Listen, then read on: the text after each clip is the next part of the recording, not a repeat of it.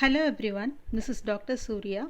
Today we are going to see about the different types of pressure. So the first one we are going to see is atmospheric pressure. So atmospheric pressure is also called as barometric pressure. Mainly it is caused by the weight of all the molecules in the atmosphere. So whatever the molecules present in the atmosphere, that weight, because of that weight your atmospheric pressure is caused. These accumulation of the molecules in the air will tell the what is the highest pressure that is acquiring at the bottom of the atmosphere. And another one thing is that this atmospheric pressure will not be a constant, it is a variable one. So based upon the conditions in the earth's atmosphere it will change because of the sun in the morning time sun is getting heat, sun is there and you will be having air will be heated up, and night it will cool again. So because of that humidity also it's varying with the weather. So density of the air will be changing based on the high or low pressure areas. So all of these tells that atmospheric pressure will never remain the same in one place. It will be a varying one, and it is not a constant one, atmospheric pressure. So in simple I can say that it is the pressure that is caused by the weight of atmosphere, and it is called as barometric pressure. So the next one we are going to see is about absolute pressure. So absolute pressure is the total pressure. So anything that is the vacuum point where that pressure is at zero atmosphere is called as vacuum pressure, and absolute pressure is used for all calculation unless a pressure difference is used. We are using absolute pressure in all things. Say for example I can say that the reference will be a vacuum for this absolute pressure. It is used in all weather stations and meteorological applications. So the next pressure will be going to be the gauge pressure. So gauge pressure is one where the pressure relative to atmospheric pressure. So it is based on the atmospheric pressure it is measured, and it is, we can say that it is relative to the atmospheric pressure. So reference will be the atmospheric pressure. So you can see that there is a positive gauge pressure and negative gauge pressure here. And where we can see is that in car application will be your car high any chamber pressure or water level measurements. We can see this as gauge pressure will be used here. And from here we are going to write the formula. Say for example the first one will be your absolute pressure. So absolute pressure is equal to, so I told it is a total pressure, so I can take this as atmospheric pressure. So absolute pressure is, you can see, so this is going to be my absolute pressure, so which is atmospheric pressure plus gauge pressure.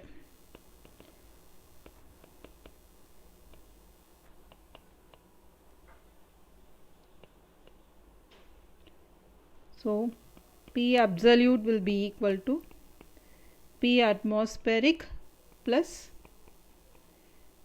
P gauge. So the next one will be the vacuum pressure, which is equal to, so I can write here the vacuum pressure, so which is, so this is partially vacuum, we call it this pressure, negative gauge pressure is partially vacuum pressure.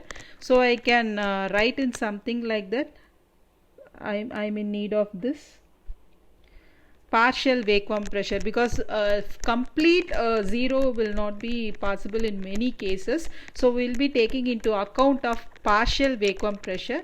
So for this I need that vacuum pressure will be equal to atmospheric pressure minus absolute pressure.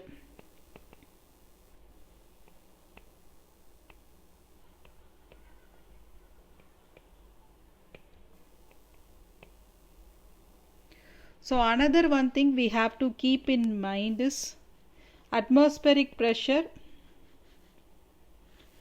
at sea level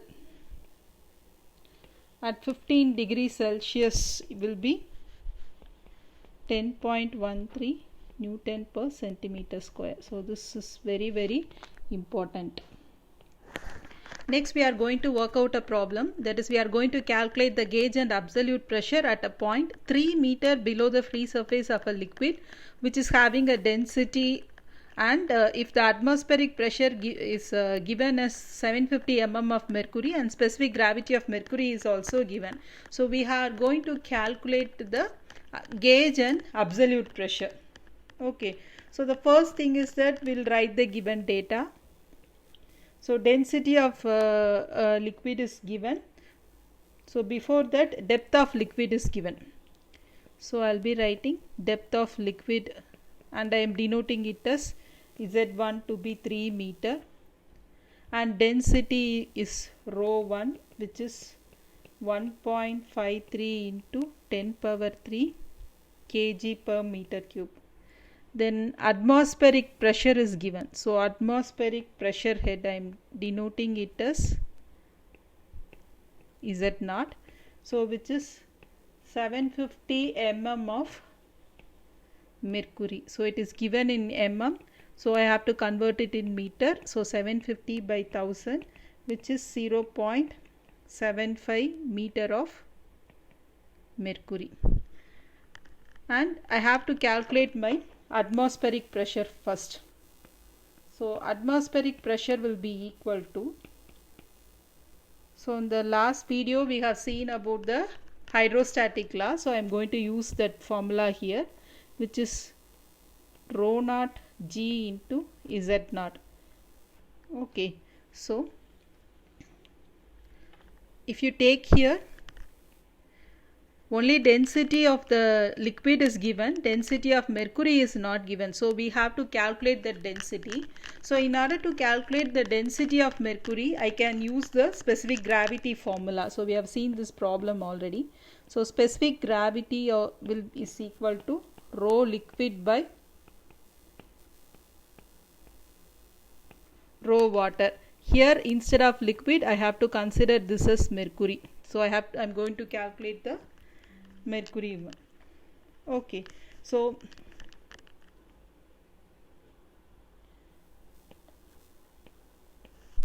rho mercury or rho liquid is equal to, specific gravity will be 13.6 and density of water is 1000.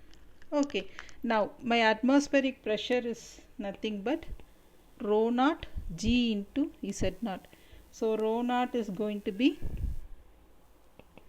so this is rho naught, 13.6 into 1000, specific gravity is 9.81 and Z naught is 0.75. So which is equal to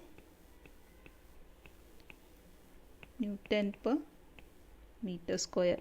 So this will be my atmospheric pressure. So the next what I have to calculate will be the pressure at a point which is at a depth of 3 meter. So pressure at depth of 3 meter from free surface. So this pressure will be equal to rho 1 G Z1. So rho 1 value is given in the problem, 1.53 into 10 power 3 kg per meter cube. So 1.53 into 1000, G is 9.81 and Z1 is 3. So my pressure at a depth of 3 meter will be 45,028 Newton per meter square. So my gauge pressure will be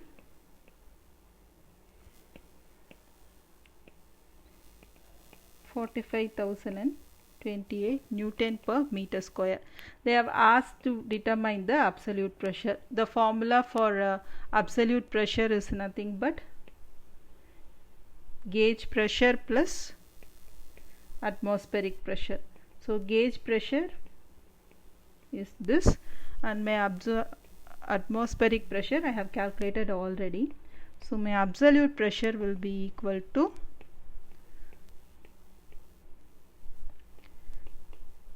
145090 Newton per meter square. So this is my answer. Thank you. Happy learning.